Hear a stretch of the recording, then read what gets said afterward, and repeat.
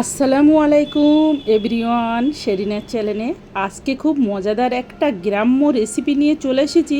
বিরিয়ানি কিভাবে গ্রামের দিকে বিরিয়ানিটা সাজায় কিভাবে সেটা দেখাবো। আপনারা তো অনেক রকমভাবে বিরিয়ানি সাজান, তো এটা একদম অন্য রকমভাবে।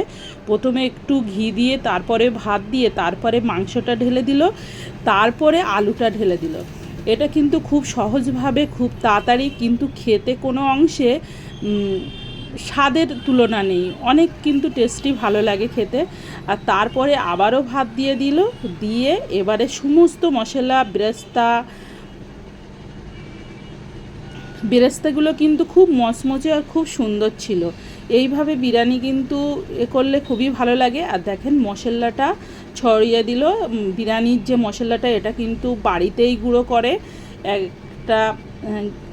আর গ্রামের বিরিয়ানি মানে তো জানেন তো, এর খুবই ভালো লাগে। আর এবারে দুধ গুলে রেখেছিল, এর ভিতরে হচ্ছে কেওড়া পানি, গোলাপ পানি, কেশর, সব কিছু দেওয়া আছে।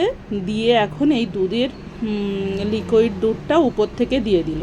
এবারে দেওয়া হবে ঘি, উপর থেকে ঘি ছড়িয়ে দিল। একদম ভাতটা কিন্তু বিরিয়ানির গন্ধেই মোমো করছে, খুব ভালো লাগছে। আমি তো বুঝতে পারছি যে কতটা সেন্ট আসছে।